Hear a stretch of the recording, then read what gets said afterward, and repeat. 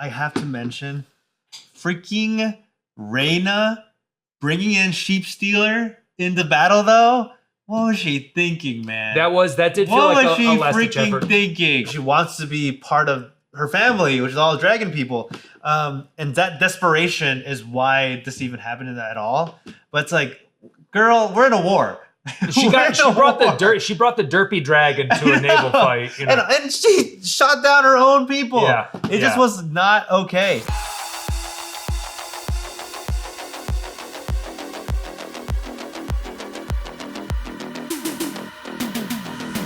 Hello, everybody, and welcome back to the Breakroom. I'm Alex Berg. I'm here with Brian Kim, and it's Monday, whatever the day after Father's Day is. Date-wise, it's today the 22nd, 23rd. Something like that. This will come out on Tuesday morning. So my attempts to figure out what day today is will be even less accurate tomorrow.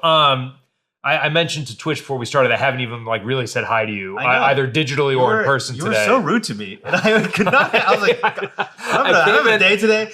I came in really flustered. It's got nothing to do with you. How was your weekend? It was a pretty good weekend. Yeah. So my sister came up from San Diego because it was Father's Day. So we're gonna do stuff around Father's Day. But before that, she really wanted to try this Taiwanese place she saw on TikTok. And I gotta say, you guys, Taiwanese food, pretty yummy. Taiwanese food, where was it? Pretty yummy. It was somewhere in the SGV generally. I forget. I think Alhambra. Somewhere there. That's where all the good food is. No, yeah. It's so good. Yeah. If you want some kind of East Asian food, specifically Chinese or Taiwanese, that's where you go. Have you been to the, there's a mall in San Gabriel Valley. Yeah. That has just 1,000 different restaurants. Is crazy. Yes, and they're all so fucking good. Yeah, I went to a tofu hot pot place there once that was phenomenal. I think that's one of the only malls left in SoCal, in LA, that's still I feel popping every day. Yes. It's so much people. I think it's just a lot of good food, a lot of good there's that huge Asian grocery store on the first floor where you can get everything. It's so good. More recent thing, which is crazy that you can go to a grocery store and in a restaurant and shop for clothes. That place has everything. But we had that. We had Taiwanese food on Saturday, and on Sunday was Father's Day. So just went to visit my parents.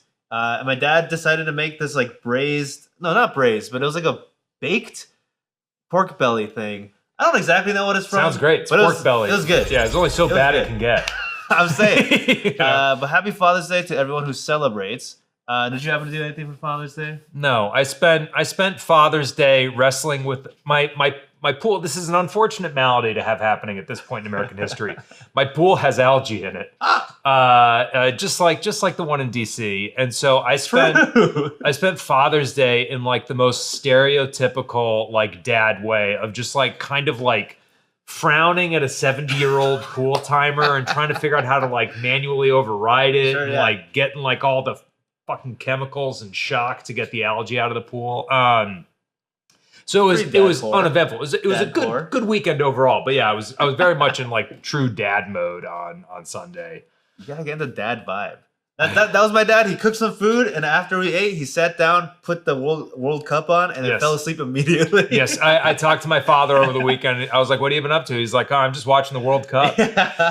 I was not there for this, but probably the most eventful thing of my weekend is my family was out in Ohio, in southeastern Ohio, hanging out at this lake house. And the first night they were all there, my 7-year-old niece was fishing and put a fish hook through my 9-year-old nephew's cheek.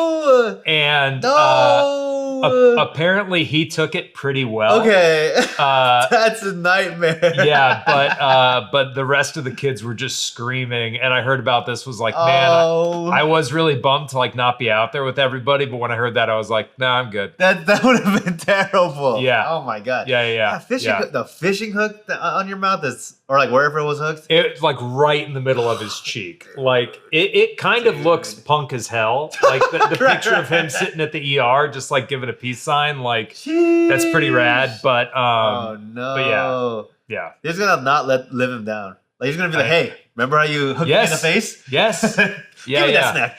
It is kind of like a family rite of passage to go to the lake and get injured in some way. Like I got thrown out of a golf cart. My dad almost got killed by my grandfather on an ATV. Like there's all, there's firework burns are just like a constant. Like there's always something. But, that's true. ATVs are high key dangerous. I love ATV riding. I haven't done it in a while, but I used to go every other year with like a church group. When I used to go to church.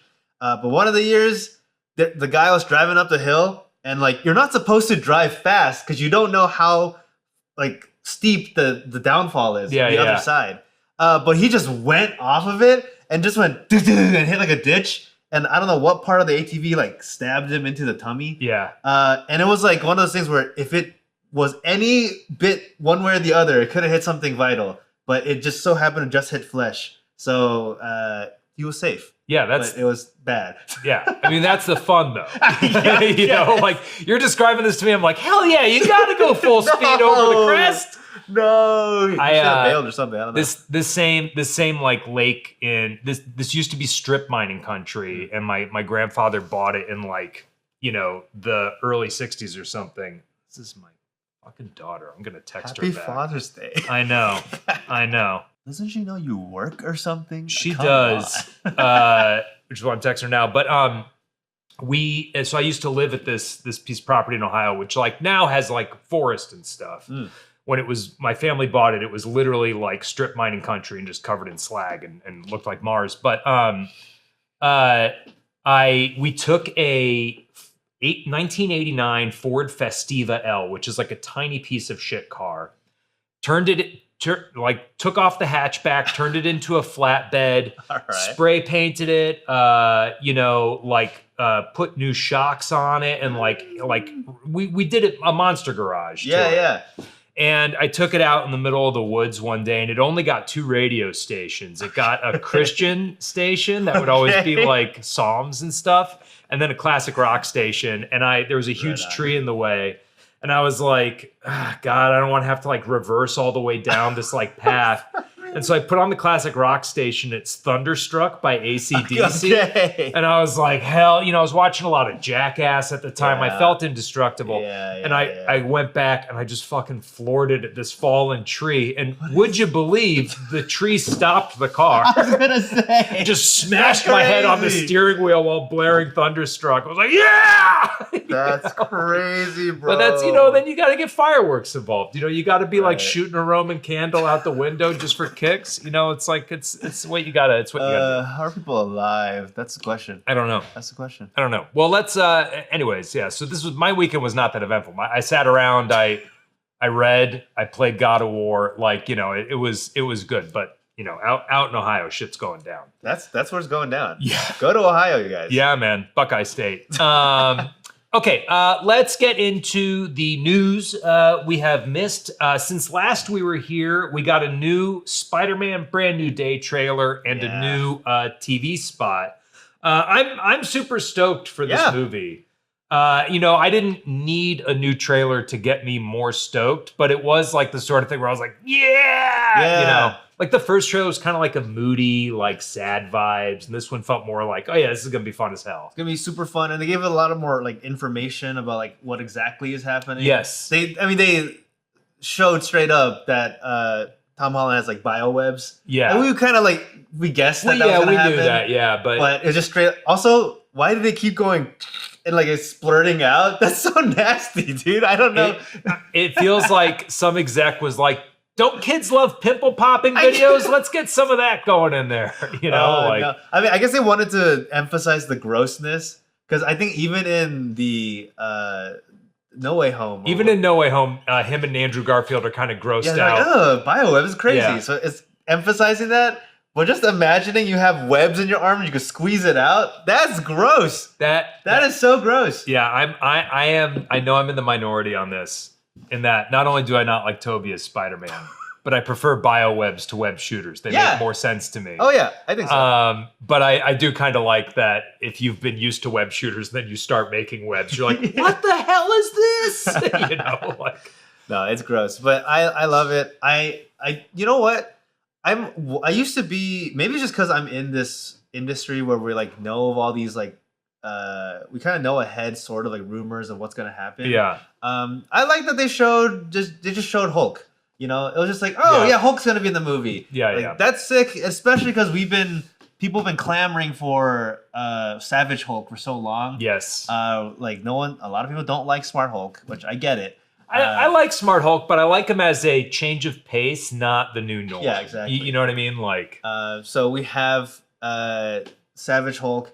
How do you feel about like we're for all intents and purposes, the villainous character in the trailer is Jean Grey. Like we definitely know it's Jean Grey. How do you feel about that being the case? Because as the introduction to Jean Grey, and she's kind of playing this villainous role. Yeah, I feel like it's really interesting. An interesting take on Jean Grey as a character. My guess is that Jean Grey, and this is not, I want to be clear, this is not a spoiler. This is not based on anything I've read. This is just a Berg thought. Yeah. My take is that Jean Grey is going to be doing something that feels villainous, and then we'll get more context, and either it'll be someone's pulling her strings, or she's doing it for reasons that we don't have access to in the first half of the movie or whatever. Like, I think she will be revealed to be heroic, although potentially misguided in her heroism. Yeah. I think that's going to be her arc. That's very much a guess. I don't want anyone to think I read something that isn't out there or something. But I also kind of like that the movie knows the audience is savvy enough that they kind of have to come at it from a weird angle. Right. Right. We've had at this point several Jean Greys. Sure. Between the Fox films and Fox films, the rebooted Fox films, the animated series, X-Men '97. Like, yeah. we've got a bunch of different takes on her, and I kind of like, similar to how I was really a big fan of the Ultimate series that Marvel was doing in the aughts. I like that they're like, no, here's our version of Jean Grey. So I'm curious to see that. The thing I'm most excited about from the trailer is all the different ways of webbing things that he's doing. When he does like the little tornado spin, and you know what I'm talking about? Yeah, no, that was so good. Although, man, it's so funny, the memes, some of the memes come out, I was like a high schooler, me and I as a high schooler, just like spraying everywhere. I mean, so gross. Listen. I get it. Listen, it is, also they presented it as gross, okay? They made the string stuff, web stuff, really nasty looking. Yeah, that's what they're gonna. It looks like jizz, man. What can I say? Yeah, children, avert your ears, but the webs look like jizz. It does, and he's spraying it everywhere. It's not okay. But I like he's creative. They're doing because even in one of the other clips, there's like an explosion of webs. Yeah. So it's not going to be just stringy webs. It's going to be like different kinds, which is really nice. I remember you saying that like spiders actually do have multiple kinds of webs. It's part of what I was so excited to see is like there's a great, so a lot of you may know David Attenborough is the voice of Planet Earth, Blue Planet, all this stuff. Back in ye olden times, he used to be on camera, like as like a host who would travel to these places, and he has a series called Life of Insects. And I believe the third episode is all about silk, not only in spiders, but in other insects. And it's a great introduction into all the different ways insects use silk. Spiders can make, basically their spinnerets are like these, you think of them as tiny toothpaste tubes with different kinds of toothpaste. And you mix the toothpaste in this way and it makes a fluffy web versus like a stringy web versus a stretchy web, And so they have a whole bunch of different kinds of webs, which has always been part of the web shooter's appeal, is that Peter always has these like kind of different ways he's working them. But I'm excited to see him be like, no, now I can just do this the way the spiders do it. Yeah. Super cool. I'm also all the new things I think I'm really excited about. I'm also excited to see how they do Jean Grey, just because like in the trailer she's very like teasing and very like sassy, like when she's like, oh, how are you dealing with the monster inside you, Spider-Man? Time to take a look at MJ or whatever. It's like, whoa, hey, she's so threatening. It's crazy. Yeah.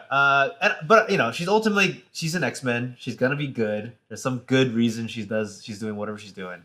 Probably the DODC will it'll be a flip. Yeah, I think it's going to be they're like actually the evil ones. Yeah, Tremel Tillman turns out to be like King Asshole or whatever. Yeah, exactly. In his character. I presume he's a delightful human being based solely on the way he dances on Severance. It's true. In other Marvel news, on Father's Day this past weekend, Robert Downey Jr. shared a crayon drawing on Instagram of Doom with a child. Yeah. And two, were they balloons or kites that had the anti-Fantastic Four and anti-Avengers marks on them? It was definitely one of those. Kites kind of makes sense because it's a panel, but I forget. Yeah. But it's something. Sorry, something caught my throat. I'm tearing up because Dr. Doom is I wish he was my father. That's what I wanted. That was when you went to go see your folks this weekend. Like, I wish you were more like Dr. Doom. I wish you had magic and science put together. I don't want to see your face. I want to go to Liberia now. I think it's really emphasizing the parent-childness of the entire film. Yes. That we've been kind of talking about this whole time. Which I guess they're really pushing that. Because, Dr. Doom as I know it, I don't know if I necessarily clock him as a father first. I know he has children. He has a daughter that's important. There's so many Doom stories, since he was introduced in the 60s. I want to say late 60s. Yeah. We're looking at 60 years of Doom canon that they can pull from. But it does seem like there is some kind of paternity, childhood, rearing theme going on based on the trailers that came out, not trailers, teasers that came out before the Avatar movies in January or whenever that was. Yeah. And all the other stuff we've seen. So it's nice confirmation that that's a theme. I remain steadfast in, if you're going to be doing this kind of cheeky marketing for the movie, you also need to be doing actual marketing for the movie and release a trailer. Yeah. And some people online have been like, hey, chill, there's no trailer yet, big deal. I'm like, no, it's not that there's no trailer. It's that they've been doing this really coquettish, coy, ooh, what if we show you a field of green and zoom out? And it's you guys are clearly marketing. You're just refusing to do the normal first step in the marketing playbook. And I would accept all this other stuff so much more and be so much more excited for it if I wasn't made to feel hey, we know we have your attention, so fuck you, we're going to do a coffee pop-up. I've expressed that before. I'm not trying to just be a broken record, but it does make me think that I think they're just going to wait until Spider-Man is done with to really push Doomsday. I guess they don't want to cannibalize their own marketing stuff. Well, and it might be the case that it might be the case that Spider-Man shows up, something from the movie. Right. It might be sort of a Far From Home, Infinity War Endgame kind of a thing where it was well, we can't really market this movie without spoiling some. And if that turns out to be the case, I will genuinely be yeah, you know what? That made sense. And still, right now, I'm annoyed. Yeah. And at least with the descriptions that we got from Eric of what the actual trailer is, it's not they don't have to show anything with Spider-Man. There's plenty of other stuff to show. They clearly had something cut. Actually, I was kind of thinking about with the Spider-Man trailer too. The trailer that officially got released was just slightly different from the leaks that got leaked. Yes. And I'm wondering if they just scrambled to be let's just try to make it a little bit different, or if that was a previous cut. I don't know. It's just interesting that all the same beats were there. Yeah. Just a slightly different footage. Yeah, just trimming it a little bit here, trimming it a little bit there. I mean, that sounds to me. I have one of my close friends. Is an editor for a major tech company, and I won't say anything else lest I accidentally say something I'm not supposed to.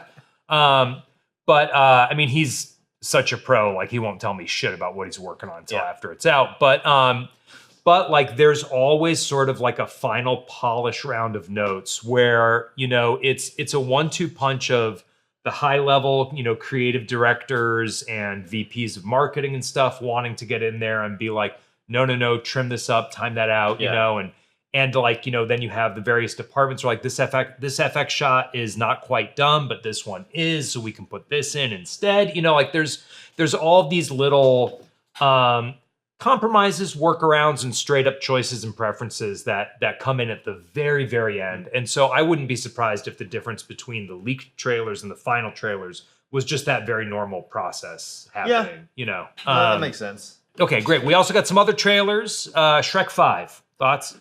Shrek 5. I mean, I'm actually just mostly like, whoa, they kind of changed. Granted, the first teaser we got was just a teaser. Yeah. But the vibe and the story they're trying to tell, I feel like so different. Because the first trailer was so focused on the daughter character and kind of the TikTok-ness of things. But this one was like a lot. It's like way different. Like they're going to like the far, far, far away land or whatever. Like super far away land in this one, and also more focus on the two sons. They barely show the daughter character. She kind of is in the background on a witch's broom somewhere. But I'm like, I feel like they saw the response to the first teaser, and we're like, we gotta change things up because people are not happy about that teaser. So, okay, so I'm gonna age myself in front of your eyes. Whoa. I remember Smash Mouth from before Shrek. Right. I remember when Walking on the Sun was their big single.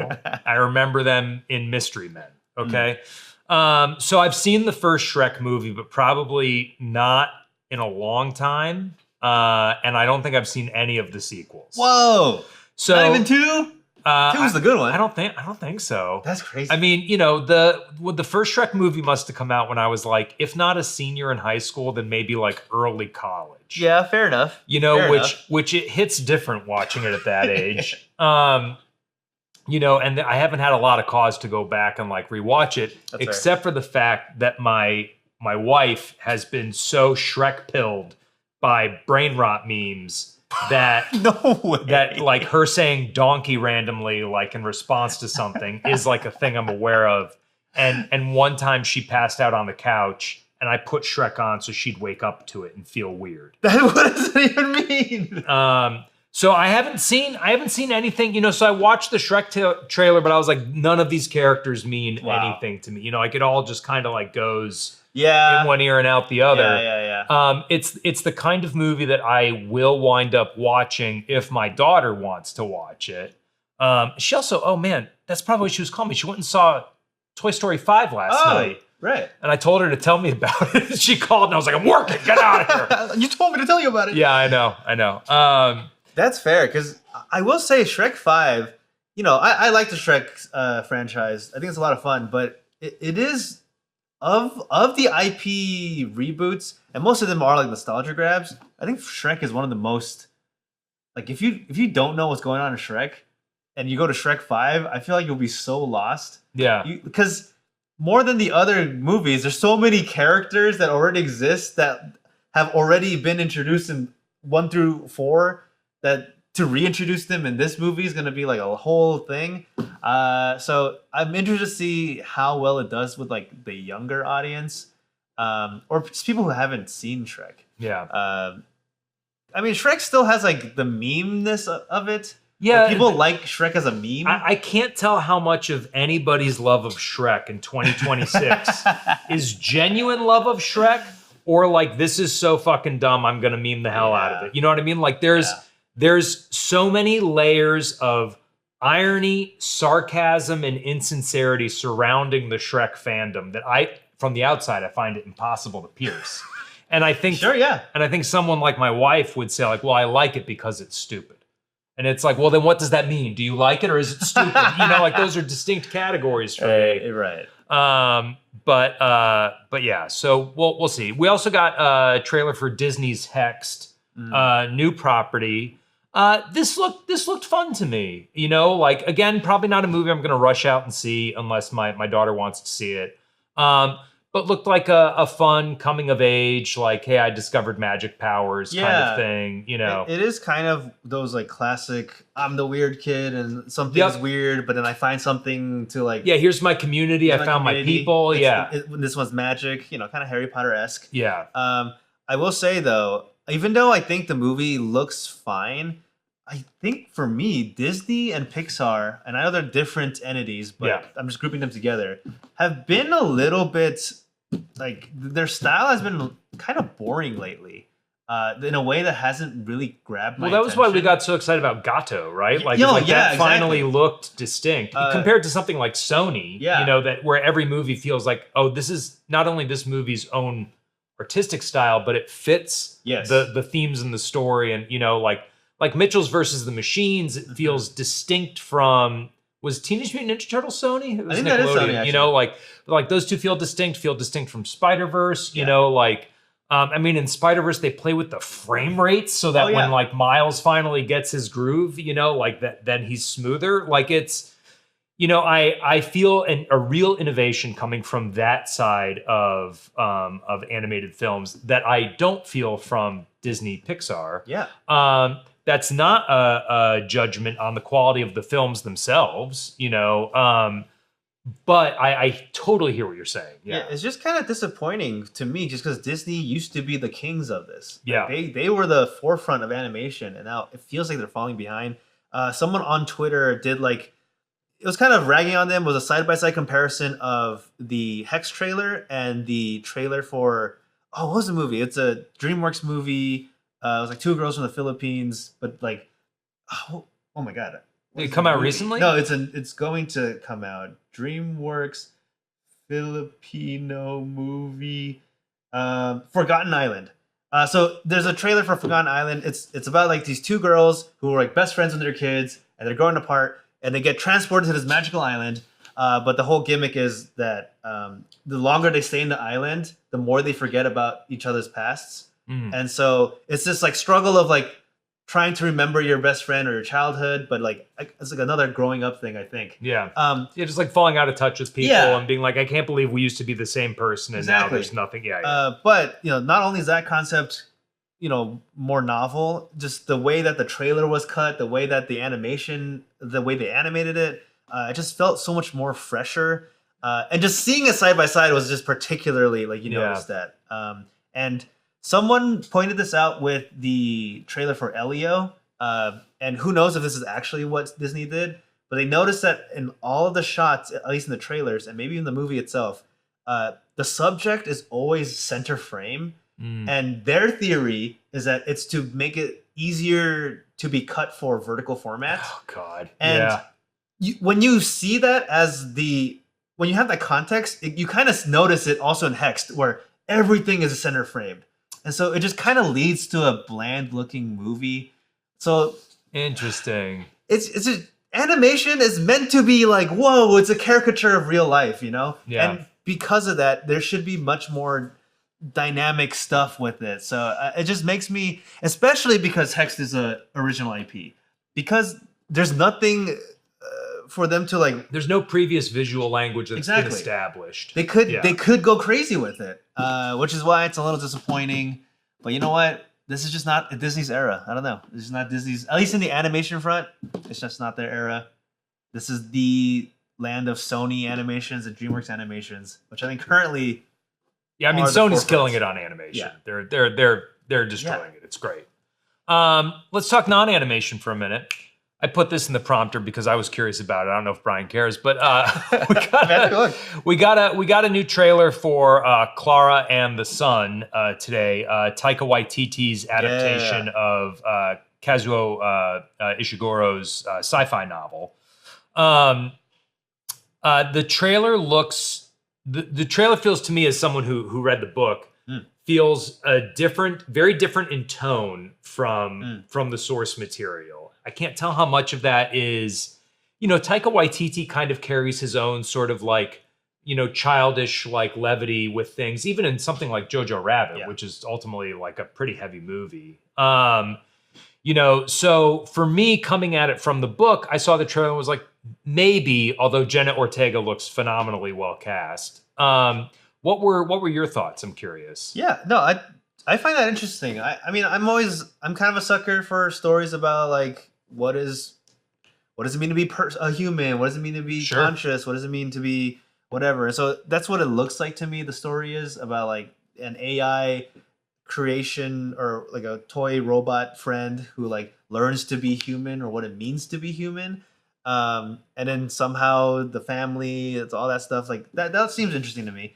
I think honestly more than that concept itself, it's just I like Taika Waititi's stuff. And Jenna Ortega looks really good in this role. It's also so fun to see her not playing a Wednesday type. You know, exactly. Like it seems like she's having a lot of fun with it, just based on the trailer, which I'm like, oh yeah, great. And I love Amy Adams, you know, like I love Natasha Lyonne. Like it looks like a really solid core cast.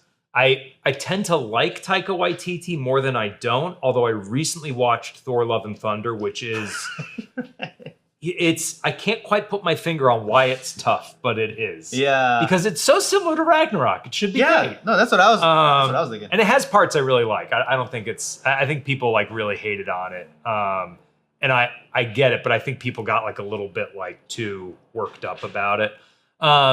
But yeah, so I'm curious about Clara and the Sun. I think the book is really interesting. I think Taika Waititi is due for another like, you know, Jojo Rabbit, Hunt for the Wilder People type film. So I'm curious to see what he does with this. But yeah, if you've read I don't want to spoil anything for people who haven't read the book, but there is a disconnect for me tonally between the book and the trailer, and I'm open to it, but it's there. Yeah. We also last week got our first look at President Curtis, the new Rick and Morty spinoff, which will be premiering in July. Spoiler alert: my wife wrote on the first season. I don't want to know that yet. Spoilers. Yeah. I said spoiler. Yeah, what did I mean to say? I meant to say full disclosure. That was what I meant. Yeah, that's not a spoiler. That doesn't spoil anything. That was an episode 2 reveal. So yeah, I will be attending the premiere event in a couple weeks. Animation premieres are great because I can just dress the way I normally dress, and everyone else is like, yeah, who cares? You know. But yeah, the first trailer looked fun. Or it wasn't a trailer; it was just like a scene from the show. Yeah. I was surprised they chose a scene without Keith David in it because it's all about Keith David's president character. True. But yeah, so that's going to be on my radar coming up very soon. Yeah, I mean, still am a fan of Rick and Morty. I think that world is really fun, and I think it was maybe a good play to not show a clip with President Curtis, just to be like, you know, even though he's like, I guess the Rick of this show, having a strong secondary cast, I think is like. I do think it's much more of an ensemble piece than Rick and Morty was, at least when Rick and Morty first started. I do think the intent behind President Curtis is, you know, and people in the comments are like, oh, this feels like Inside Job, but for Rick and Morty, which is like, yeah, great. But yeah, so I'm stoked for it. You know, I have because my wife wrote on it. Like there is so much wrapped up for the two of us in like the response to this show of like, oh sure, yeah, like if the Rick and Morty fans who are like ride or dies, like, you know, who aren't just like Roiland fanboys, like come and show up for it, great. If the gimme my sauce bitch crew shows up, you know, like that's not good, you know, like right.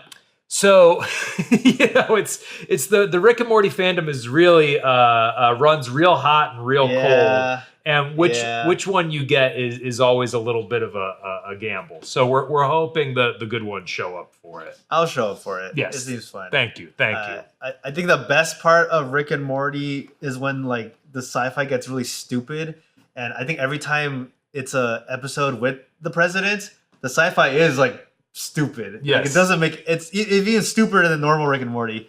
Like turning into a turkey. Yes, I was going to say the Thanksgiving episode is yes, and hopefully, like, you know, it'll you know, hopefully people will please watch it.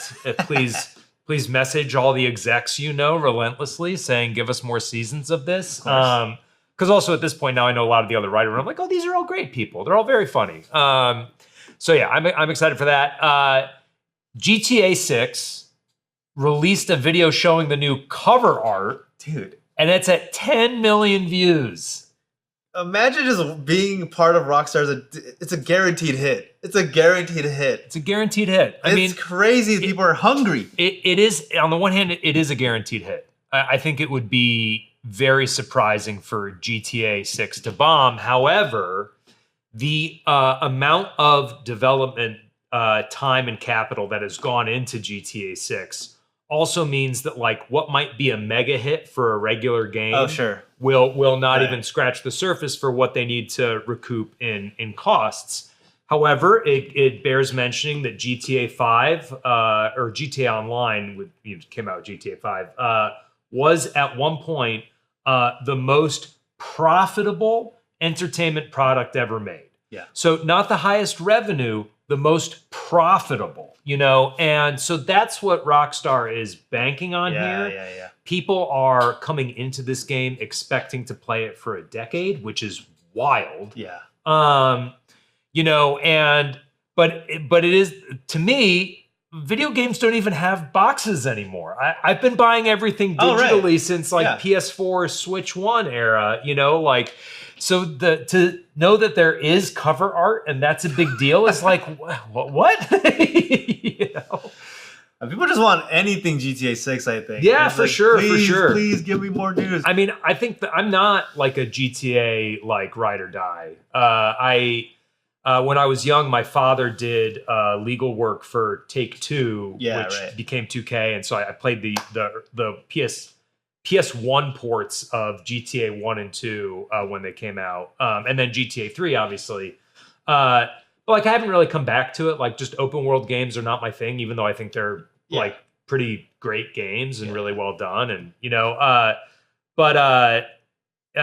even for me, man, that trailer with the Tom Petty song for GTA 6, like that was a great fucking trailer, and like that got me really excited for the game. Yeah.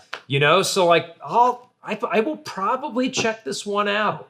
I mean, honestly, same. Just because the GTA hype has never been higher, and I've also haven't really played any of the other previous GTAs. Where now that everybody's looking forward to this, I'm like, I kind of want to ride the wave. Yeah, I want to ride the wave. I want to ride the wave. Yeah. Play this game. I'm super excited for it. In other video game news, because God of War Lo-Fe got that like 23-minute like gameplay look. Mm-hmm. Me and my wife went through and replayed God of War last week, and now we're on God of War Ragnarok.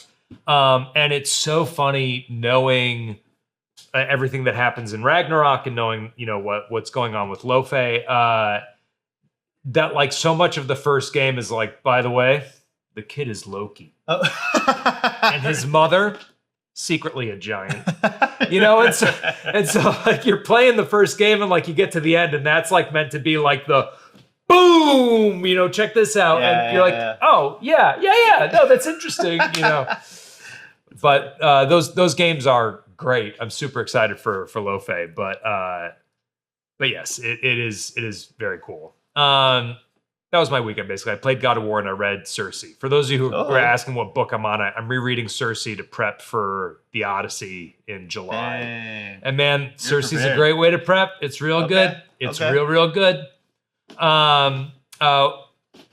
We're going to get to House of the Dragon Season 3 momentarily. We're leaving it to the end to avoid spoilers, which I should have said at the beginning. But you released your first video essay this week. Yeah. You got to send that around. I should. I should post it on our Slack or something. Yes! I've mentioned this last week. I launched my channel, and then I recently launched my first video.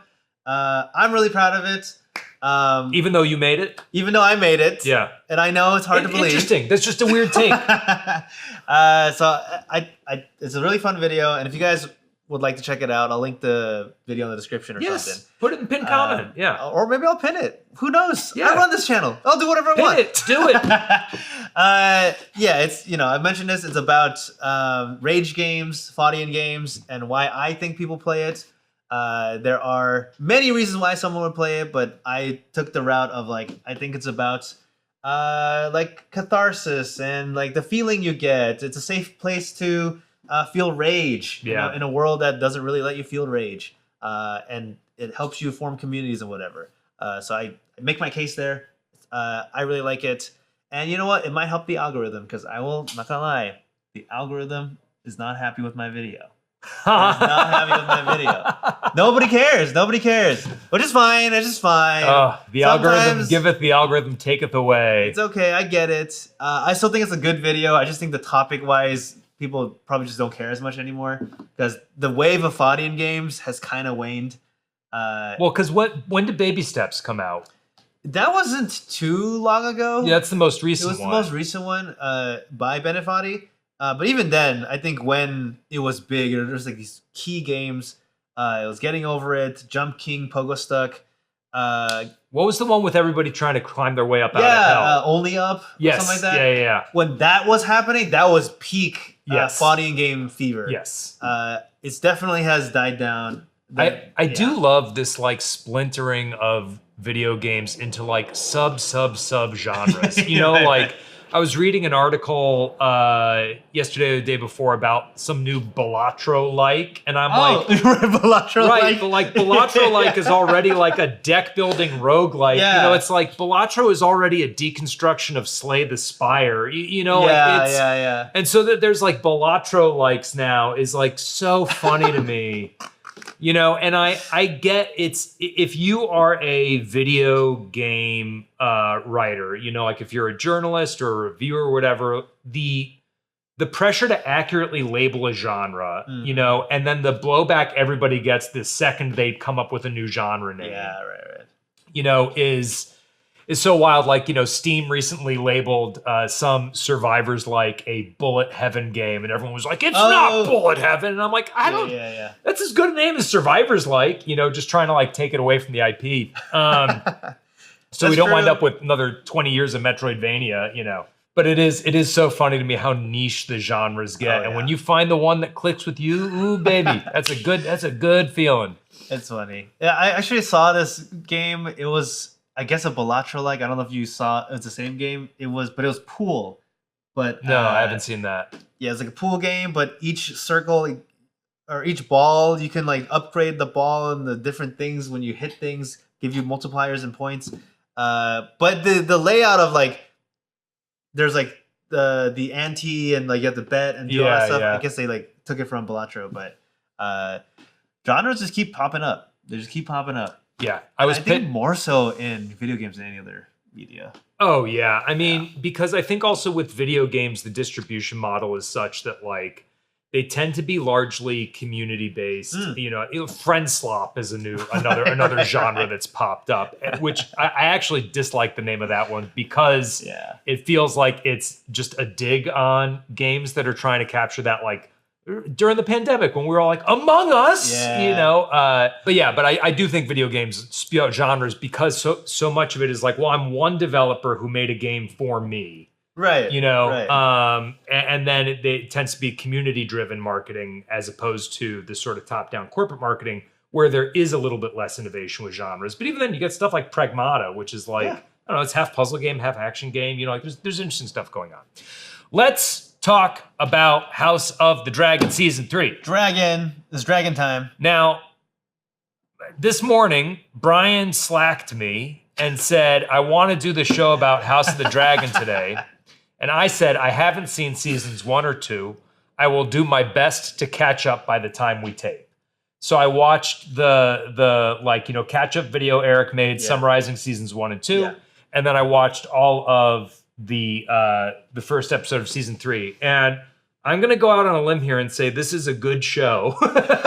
You know, like watching this episode of season 3, I was like, damn, this is like really well done. Like I don't know who half these characters are or what their names are or what their alliances are, but like it was always very clear to me like what was going on and all that stuff. And I'm now inspired to go catch up properly on it. Yeah, I don't exactly remember why, but I do have a recollection that House of the Dragon generally was kind of a controversial show in terms of like it's split between people who really like it and really don't like it.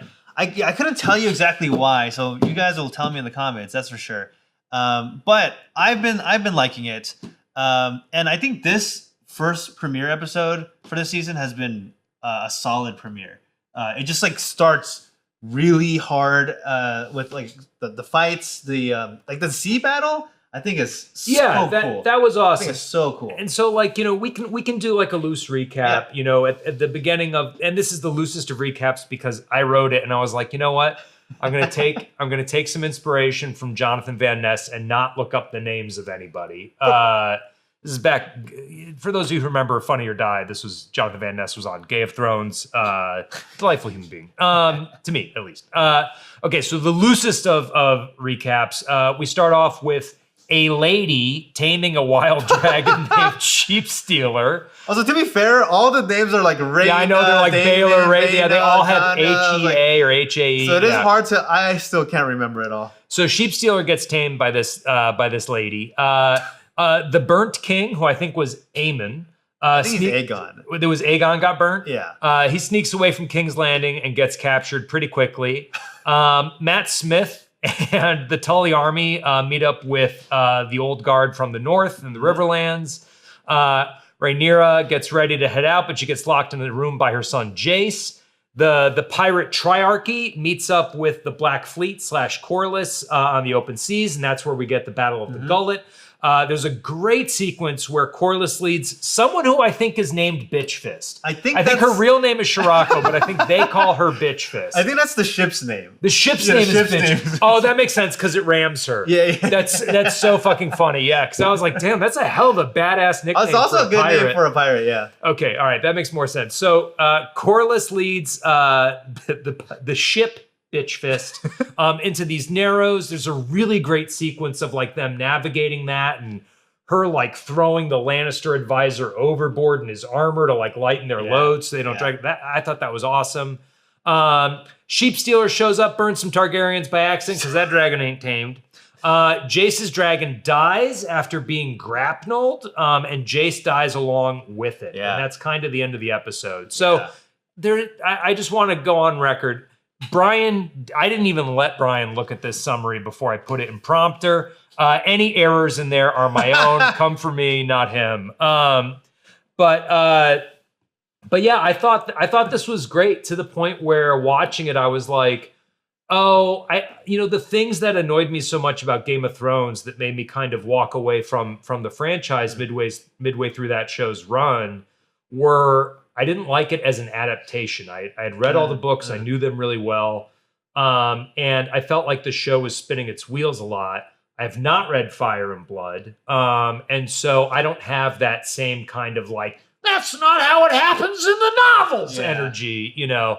But it's also just really well. I thought the battle sequence was really well directed, really well shot, really clearly laid out. Like, I don't know. What were your thoughts as someone who has been waiting for this since the end of season 2? I mean, I think this is kind of what the entire show, like, we know as part of dramatic irony that's going to all end really badly for basically everybody. And we're kind of waiting for that to happen.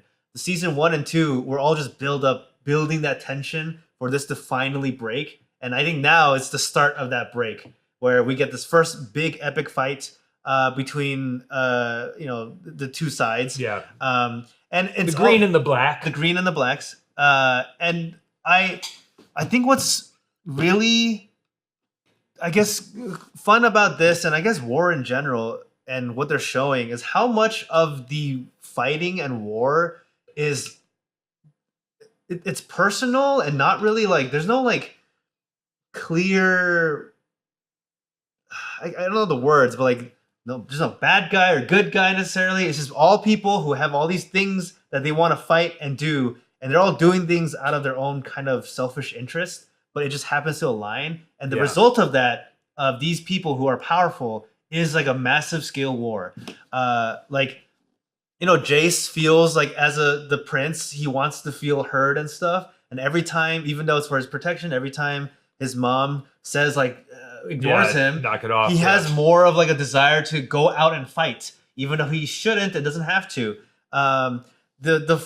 Even though the leaders of the two naval armies, they have their whole main mission, it's really like the triarchy, the leader of the triarchy, the Shirako, where she's like, I want to basically she wants to take down Corliss. Yes. That's like her main objective, really. Yeah. Not this whole... It's all heists within heists. Yeah. Everyone is using this war as a means to get their own goal. Yeah. And the result is the same. The result is still war happening, everyone dies, but it's just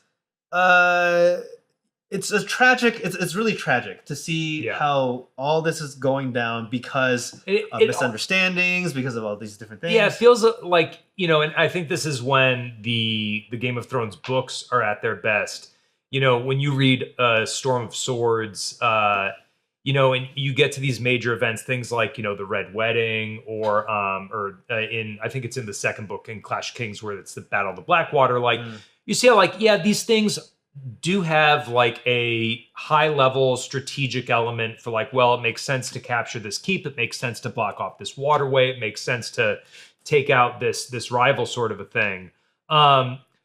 When you start getting into the nitty gritty of like, well, but why is that the best solution to this problem? You find that the landscape is littered with petty grudges and ambitions. Yeah. And I think something that George R. Martin did really well in the novels when he was still writing them is, he's put out a ton of novellas and stuff since Dance with Dragons, so whatever. But I think something he does really well is kind of illustrate how much all power really does is let people play out those petty grudges with people who have nothing to do with it with impunity, Right.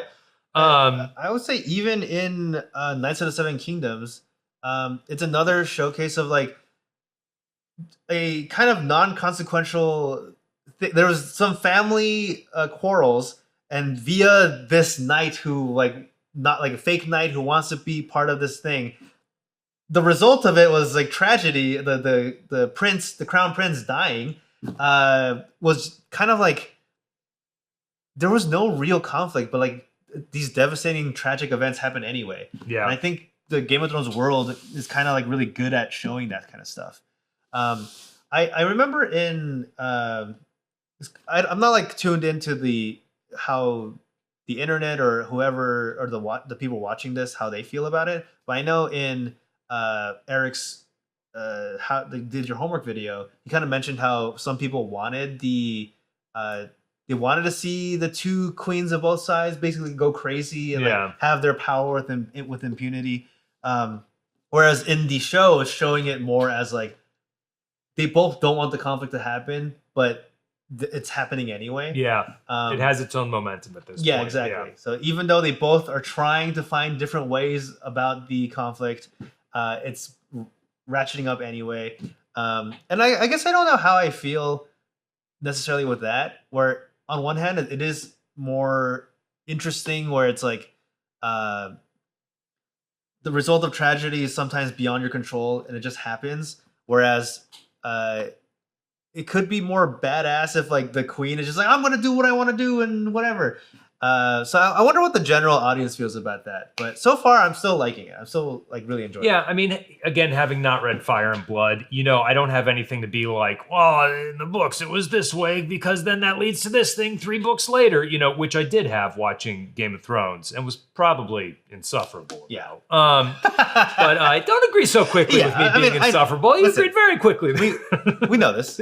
We know. What are we doing here? What are we doing? Not even an ounce of pushback. No, I'm sure you were reasonable and well-spoken. But, I think in general, there is a trope that I don't like for a few reasons of either reducing, like in fantasy specifically, like having like a madness, where it's like, if anybody has any kind of mental illness, they're a mustache-twirling villain. And then there's also a trope of, well, if it's a female character and anything happens to any of her kids, she goes crazy and there's no consoling her, and I think that, for characters who are as impactful as Millicent and Rhaenys are, or Rhaenyra, Queen, Queen Rhaenyra. I think Rhaenys might be one of the dragons, or maybe one of the other. I don't know.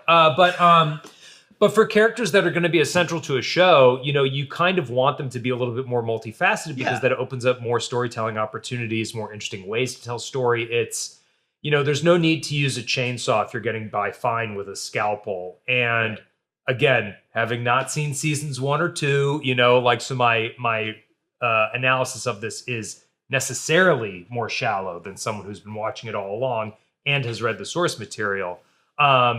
I found both of those. I found both of the characters and performances compelling in a way that I'm like, yeah, I wouldn't change anything with this. Yeah, and I think it also fits the meta narrative of the original novella, which it's like it's a person retelling the stories he's heard from people. Yeah, and so none of it is necessarily like strictly canon. Yeah, it's all folks like stories. And I think in a situation like this, if you don't know what's going on inside the minds of these people, and you're observing it from the outside, it does look like two crazy people fighting for like power. Of course. And so that's what so I think it's giving that more context. I think is always it's a good thing to give more context to that. Yeah. Which I think they did very successfully. Now, a couple other interesting observations I had while watching the Battle of the Gullet, which I thought was really well done. I went through a brief, largely because of hardcore history, but then in small part because of the hardcore Game of Thrones parody podcast I was doing at the time. I went through like a brief ancient naval warfare history binge. And I was there were a couple small details I was really happy to see represented well during the Battle of the Gullet. One was what a big deal fire is on a ship. Right. And 2 was what a big deal having the decks slick with blood is. There's like 1 or 2 shots of people slipping on gore, and that like being an important thing in a ship battle. And I think like that really just for some reason it felt like if that detail wasn't there, I probably wouldn't have noticed its absence, but I really appreciated its presence. Yeah. I thought was really great. Or even like when the ships ram into the other ships, the fact that they're losing balance and it's hard to fight on let alone just water, but like if everything's rocking and shaking, that would be crazy. Yes. That'd be crazy. Yes. And the Lannister chud wearing his full armor and her being like, "What's that way? Off you go." It's like, like you wouldn't want that on a ship. I thought that was just a nice little touch of how like, hey, these people they're using these pirates as a means of convenience. She knows it. She's gonna get them back. Yeah. I also loved the Dragonverse ship combat, and the thing it reminded me of is there's an author named Donna Staff. I think it's DAANA. STAAF, who has written multiple books about prehistoric mollusks and cephalopods and their evolution. And she also wrote Princeton University Press's Octopus book, which is great, The Lives of Octopuses. But anyways, she talks about how when in the early oceans, before the bony fish evolved, you had all these kind of like crustaceans and arthropods who would lived on the seafloor. And then all of a sudden you got these mollusks, things like, early ammonites or orthoceras or, something like that had these shells that they could float. They literally just came out of a different plane of existence, would just like tentacle down and eat something and go away.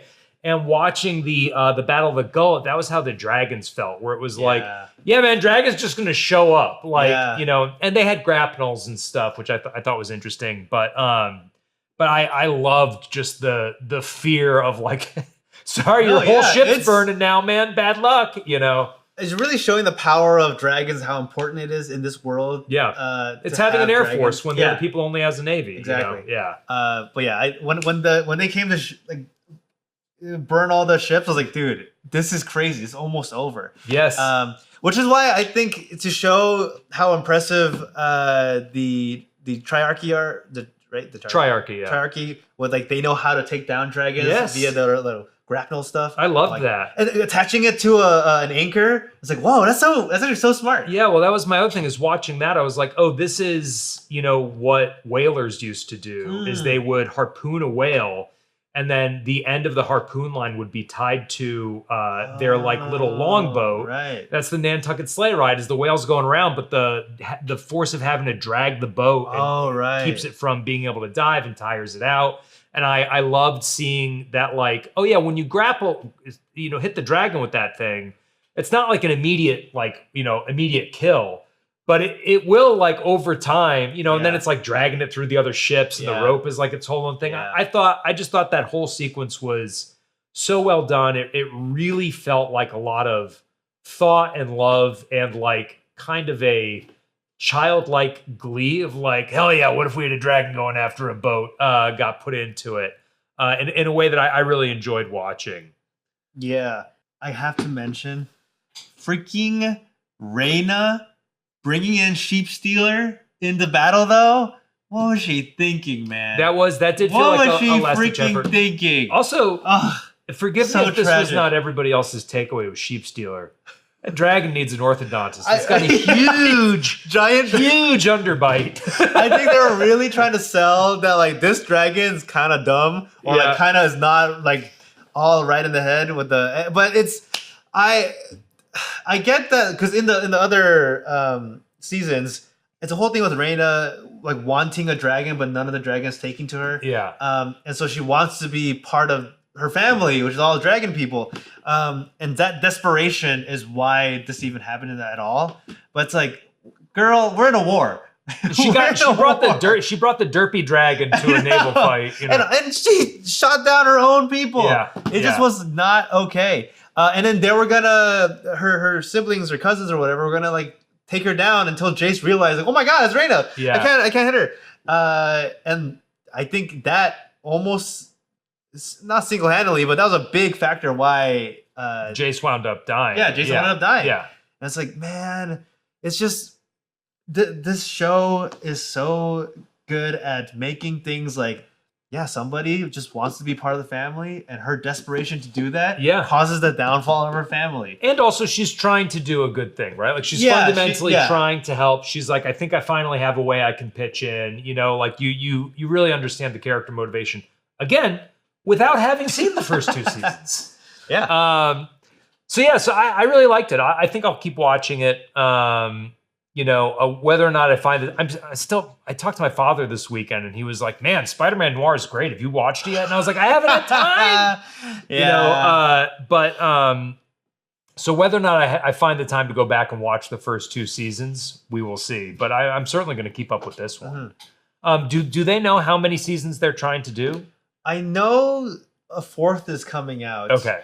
And I'm like thinking that that's probably the last, but I think there's no confirmation that that's the last. Right. I don't think they said final season. Right. But season 4 is a thing that has been greenlit, I'm pretty sure. Okay. At least from what I'm aware of. Which is interesting, because I feel like season 3 is going to be peak. Everything is going to, go to crap and everything's destroyed. Yeah. Maybe they're just going to deal with the aftermath in season 4. We'll see. And maybe we see like more of what happens, and it kind of leads to Night of the Seven Kingdoms, because I think that's happening like about 100 years after this whole ordeal. Oh, really? Yeah. Okay. But we'll see. But either way, I'm ready for more destruction and more chaos and more heartbreak this season. Yes, and like watching it, I was like, I'm such an asshole, because I've put off watching this show because I was like, Game of Thrones burned me, and then watching it, I'm like, oh, a dragon is basically just a sick ass dinosaur. Yeah, yeah, dude. And I love sick ass dinosaurs. It's sick, and I feel like they also upped its CGI budget for this season, because really? There's gonna be dragon fights. They're gonna go crazy, because I think before they used to it's always in the caves or where it's night, where you don't have to really see. Oh, yeah. But it was kind of daytime. They were like, we're gonna show you the dragons. It's dragon time. So it's gonna go crazy, and it's gonna be really sad, because they're already setting up how Aemond was still at the castle because he wanted to protect the castle, sacrifice himself essentially, but fight.